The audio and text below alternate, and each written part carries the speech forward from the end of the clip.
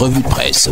Gislain Kougan. ITFM 103, c'est votre fréquence avec notre partenaire MBF Média Production à l'occasion de cette revue de presse dont le journal La Veuve est le premier à mobiliser notre attention. À la une de ce journal, l'élection présidentielle 2018, peuvent-ils battre Paul Biya? Point d'interrogation avec des images de Maurice Kamto, Joshua Ossi, Cabral Libi, Adamoundem Joya, Akere Mouna et Olivier Billet. Eh bien, La Veuve s'interroge sur les capacités de ces acteurs de l'opposition à battre le candidat du Rassemblement démocratique du peuple camerounais au pouvoir, Paul Biya.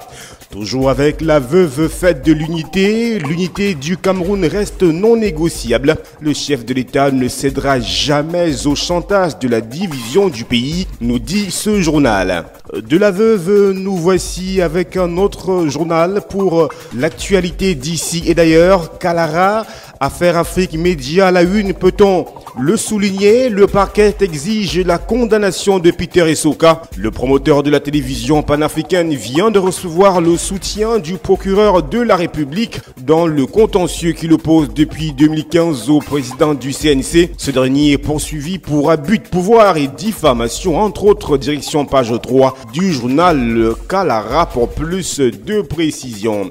Toujours avec Kalara, chantage quand la police judiciaire arnaquait l'administrateur du fonds routier. Interpellation intempestive, menace de prison, extorsion des fonds. Un avocat dénonce avec succès les exactions des policiers sur son client à la page 3 du journal Le Kalara. Toujours avec Kalara, agression, Alain Foguet poursuit les gardes du corps de Cavaillé au tribunal à la page 11 de ce numéro. Dénonciation toujours avec Kalara, la lettre ouverte des avocats français de Zogo Andela. Paul Biya est à consulter en page 4 de ce numéro. Le quotidien de l'économie, nous y sommes. Thierry Ekouti à la une, en page 2 précisément, pour détention de trésorerie. Nous sommes en congé technique, nous dit cette personnalité, suite au non-paiement de nos factures aussi bien par l'État que par les acteurs du secteur privé. Votre journal marque un arrêt provisoire des parutions dès ce jour.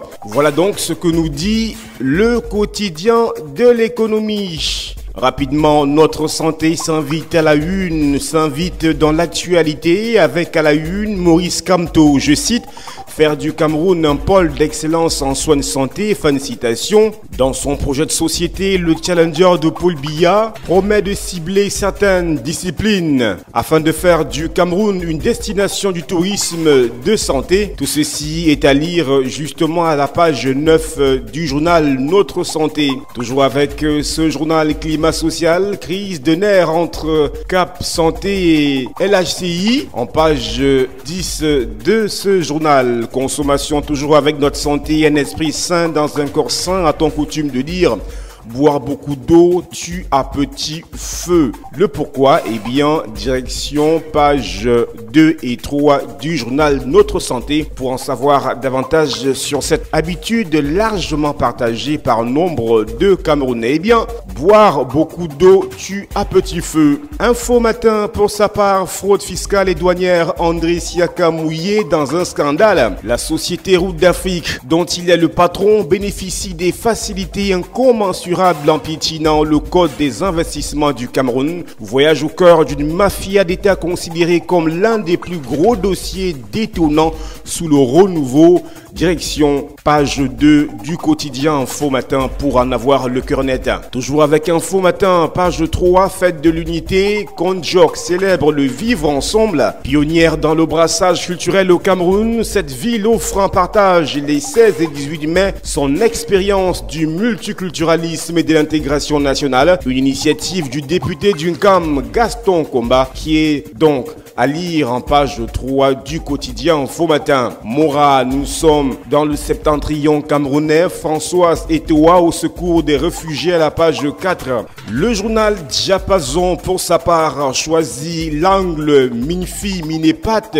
La guerre aura lieu Tout part de la mutation de Lupaul Motazé du ministère de l'économie, de la planification et de l'aménagement du territoire Minepat à celui des finances ou officier à la mine Ousmane May qui remplace lui aussi Lupaul Motazé au Minepat. Le clan à la mine accuse Lupaul Motazé d'avoir eu vent de sa mutation et procédé aux nominations juste quelques jours avant son départ du poste, mettant à la mine Ousmane May devant un fait accompli. Et pourtant, direction page 3 du journal Diapason pour lire cette guerre qui aura bel et bien lieu selon ce journal entre le ministre des Finances Lupaul Motazé et le ministre de l'économie, de la planification et de l'aménagement du territoire à la mine Ousmane May. Toujours avec Diapason, BEAC, un cabinet pour la présélection des directeurs centraux en page 5. Tchad, les recommandations débit à son gouvernement en page 2 de cette édition. Et puis direction le Gabon voisin avec la pénétration financière qui est en baisse de 10% selon ce journal. L'œil du Sahel pour sa part a décidé, nous sommes à la une cache d'armes découverte par l'armée. Direction page 3 pour en avoir le cœur net.